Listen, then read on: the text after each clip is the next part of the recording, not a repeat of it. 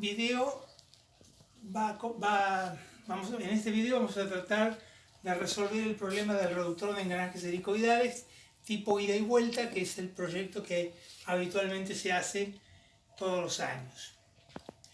Nosotros vamos a partir de una serie de datos y el objetivo es llegar a dimensionar el reductor.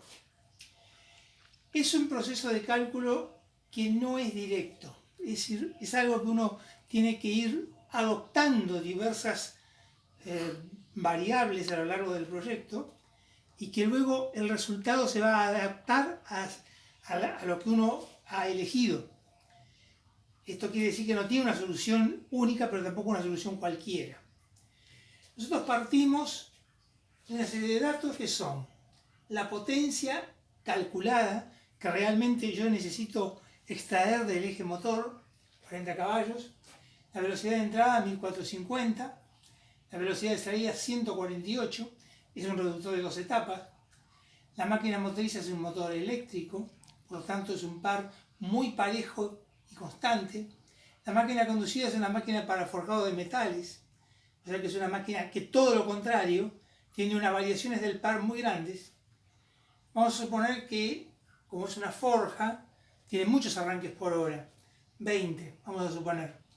Y las horas diarias de trabajo vamos a suponer las 18. Con esos datos, lo primero que tenemos que hacer es determinar la potencia térmica. Es decir, la potencia que yo tengo que disipar para poder evitar que el reductor tome temperatura y llegue un momento que corra riesgo su vida útil. Entonces, hago la potencia térmica igual a la potencia que yo necesito extraer por un factor F1 que depende de la máquina motriz y de la máquina conducida. Es un factor que ustedes lo sacan de la tabla 1, que está acá, ubicada en la página, en la tabla 7, página 36, que está acá, sale 2,2. La cantidad de horas diarias de trabajo, que son 18, lo sacamos de la tabla 8, que es esta, de la página 37, y es 1,5. Y la cantidad de arranques por hora, lo sacamos de la tabla 9, la misma página, que es 1,25. Ahí afecto esos valores de 40 caballos por los tres factores, 2,2, 1,5 y 1,25, y me da una potencia de cálculo de 165 caballos. Es decir, que yo voy a calcular todo como si tuviera 165 caballos, pero en realidad va a entregar 40. Ahora tengo que determinar la relación de transmisión. La relación de transmisión es el número de vueltas de entrada sobre el número de vueltas de salida. 1450 sobre 1,48, 9,79. No tiene unidad, naturalmente, porque ambas revoluciones por minuto se simplifican, y siempre es mayor que 1. Ahora, como son de 2 etapas, yo lo tengo acá dibujado el reductor, es el número de vueltas de entrada dividido el número de vueltas intermedio, que es una etapa intermediaria, por el número de vueltas intermediario dividido el número de vueltas de salida. Es decir, que es igual a I1 por I2. La relación de transmisión del primer par por la relación de transmisión del segundo par.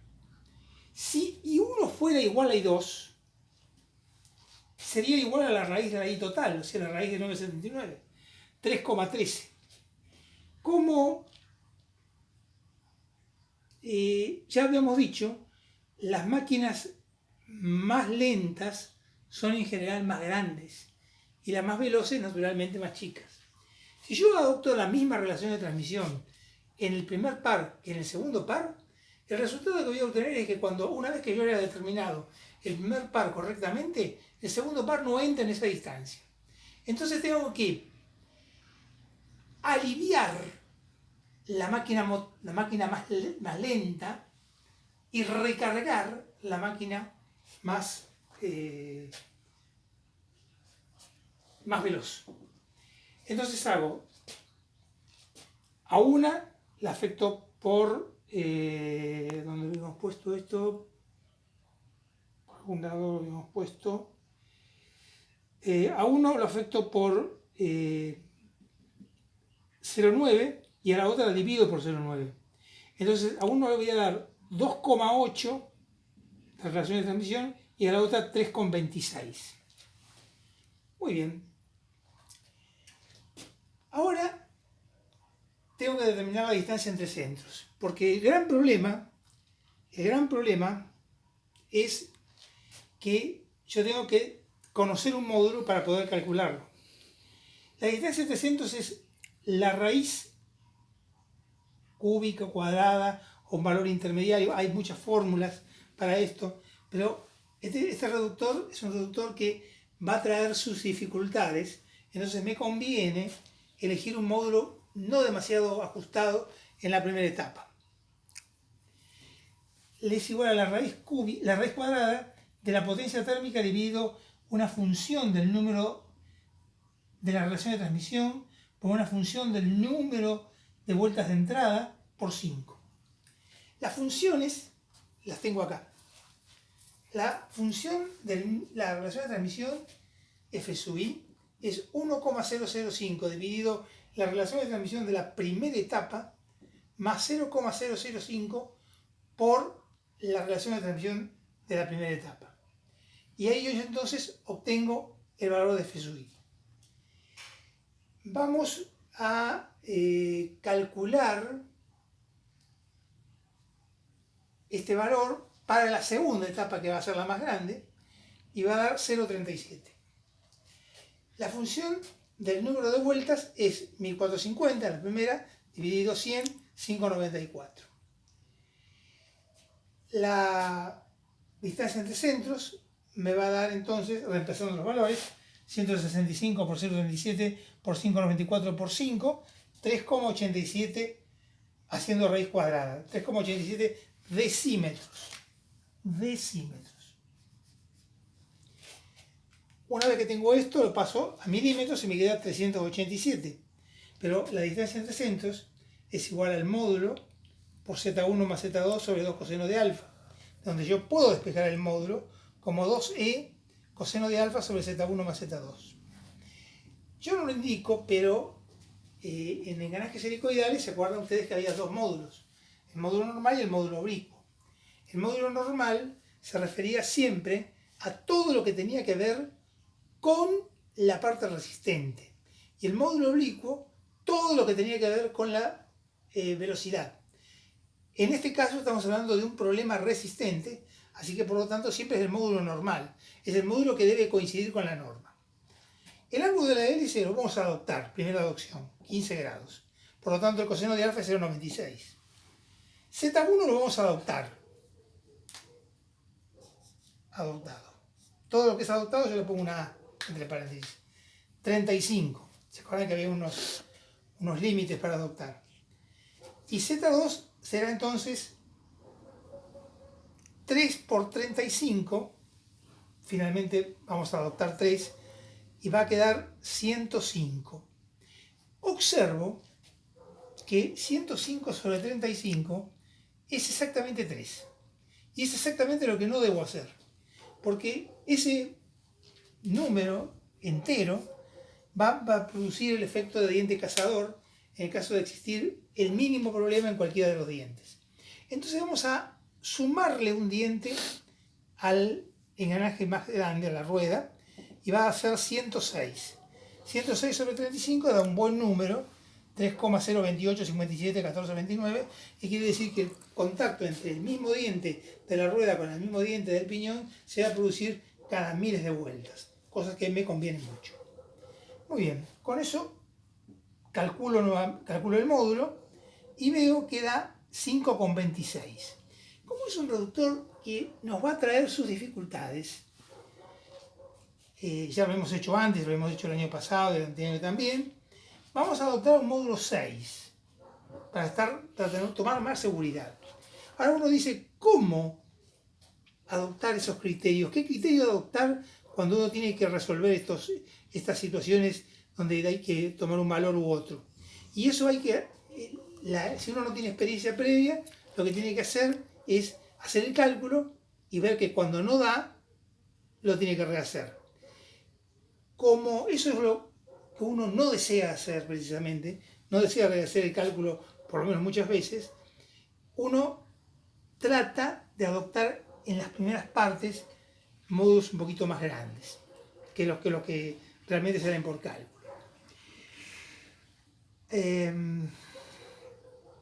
Esto va a dar una distancia de centro final, reemplazo el módulo por 6 por 35 más 106 sobre 2 por 196 de 440 milímetros. Esta distancia entre centros es 440 y la que va a tener la primera y también la segunda etapa. Con estos valores, yo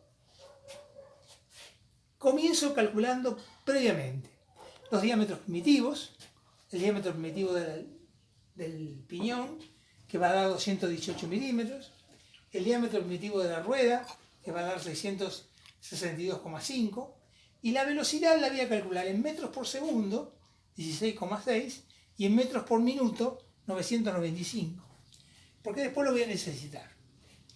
Ahora viene el primer proceso de cálculo, son 3 etapas.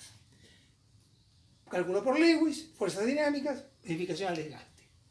El cálculo por Lewis, ustedes se acuerdan que Lewis consideraba al engranaje como que un diente resistía todo el esfuerzo y ese diente era una viga empotrada en el círculo primitivo, en el diámetro interior, que el contacto se produciera a nivel del círculo primitivo. Y Lewis decía que para aquel entonces, cuando él lo calculó a principios del siglo XX, era una máquina lenta, no se usa las velocidades que se usan hoy. Entonces los cálculos que dan por Lewis, en general, después hay que revocarlos y hacerlos, aumentarlos algunos factores para que resulte adecuado a las condiciones actuales de funcionamiento. Pero igualmente siempre se comienza por Lewis para ver por lo menos qué resultado, en qué entorno de valores estamos. Y además, si el doctor fuera lento, el cálculo por Lewis es bastante razonable. Entonces, Lewis decía que era igual al factor de Lewis por el módulo, por el largo, por la tensión admisible. Todo en milímetros. Entonces digo, y lo obtengo de la tabla 3, página 29, que es esta. Ustedes tienen en sus PDFs que les hemos enviado, acá está, da 0,126. El largo, vamos a, yo sé que después vamos a tener dificultades, pero vamos a proponer un problema que presente la dificultad de tener que rehacerlo. Vamos a tomar 15 módulos, lo menos. 15 por 6 son 90 milímetros, adoptamos 15 módulos, por eso tengo una A. Y la tensión admisible, voy a tomar un material no demasiado, digamos, un material bastante simple, bastante poco resistente, como un SAE 1045, que de la tabla 8, página 28, que está por acá, acá la tenemos, siempre tiene que tener las tablas a la mano, vemos que da una tensión admisible de 21 kilogramos sobre milímetro cuadrado. Recuerden ustedes que este material resistiría mucho menos desde el punto de vista estructural, pero ¿qué ocurre? En el engranaje está sometido a esfuerzo una vez cada vuelta y 35 veces, si el engranaje tiene 35 dientes, durante 35 partes de la vuelta no va a someter esfuerzo. Entonces puedo tomar una tensión admisible un poco mayor, como dice la tabla. Calculo la fuerza resistente y veo que da 1428 kilos. Es decir, que ese diente de módulo 6 y de ancho 9 centímetros, 90 milímetros, resiste 1428 kilos. Ahora hago la fuerza tangencial. La fuerza tangencial sale de la 71.620. Recuerden que el momento torsor, que era la fuerza tangencial por el diámetro primitivo dividido 2, era igual a 71.620 por n sobre n, N en caballo vapor y N chica en revoluciones por minuto. Obtengo la fuerza tangencial y me da 747 kilos. Vemos que a Lewis lo satisface perfectamente porque 1428 que resiste el diente contra 747, que es lo que está sometido, parecería como que hasta inclusive estuviera sobredimensionado. Pero no nos olvidemos de que está calculado para velocidades muy bajas, que no es el caso de esto. Segundo paso, verificación de las fuerzas dinámicas. La fuerza dinámica es igual a la fuerza tangencial más la fuerza incidental. La fuerza tangencial ya la conozco. La fuerza incidental sale de esta formulita que es un tanto larga, que siempre se usa la misma. Algunos ponen acá 0,113, pero en realidad, como está arriba y abajo, no se modifica demasiado. 0,164 por la velocidad expresada en metros por minuto, por eso lo habíamos calculado antes, 995. La fuerza tangencial la conozco, 747. B es el ancho, 9 centímetros, lo conozco. El ángulo de la hélice es 15 grados, por lo tanto el coseno 0,96 lo conozco. Pero lo que no conozco es C. Para C tengo que usar C, es el factor de deformación, tengo que usar las tablas que están en las páginas 31 y 32. En la 31 vamos a ver que para un módulo de 6 y una clase 2 me da 0, el error en acción 0,033 0,003302. 0,0033. Y con ese valor ingreso en la otra tabla, no lo tengo ese valor, pero voy a ser conservador, voy a tomar el valor un poquito inferior para una combinación de acero a acero con un ángulo de 20 grados, un ángulo de presión, 296,5. Por lo tanto, C me da 296,5. Reemplazo en la fórmula esta y me da que la fuerza incidental es 2031. Como sugerencia para poder resolver esta fórmula que parece tan compleja, primero hay que hacer esta parte. Después sumarle los 747, hallar la raíz cuadrada, multiplicar por 1,485, sumar con paréntesis 0,164 por la velocidad, hallar la inversa y no salir de la máquina. Porque si salen de la máquina, si anotan el valor, van a cometer errores. Entonces, sin salir de la máquina, ponen inversa y siguen multiplicando. 0,164 por 9,95 por 0,96 y después multiplican por el paréntesis. Y le da 2031. Como se observa, 2031 más 747, que es la fuerza tangencial, da 2778, que es mucho mayor que 1428, por lo tanto, el engranaje en principio no resiste. ¿Qué tengo que hacer yo ahora? Tengo tres posibilidades en realidad. La primera es aumentar el ancho, que es lo que debía haber hecho de entrada, pero hubiese dado un valor muy grande en el fórmula por Lewis y sería objetable en ese aspecto. Voy a ir a 25 módulos. Segundo, modificar el material. Podría modificar el material si me haría falta. Y tercero, si aún así yo no pudiera resolverlo, puedo modificar la clase. En lugar de hacer un engranaje fresado, pensar en un engranaje hecho por creador. Si aún así todavía no puedo resolver el problema de la fuerza dinámica, me veo obligado a tener que aumentar el módulo. Entonces lo que al principio parecía un módulo muy grande, resulta que ahora no está resistiendo.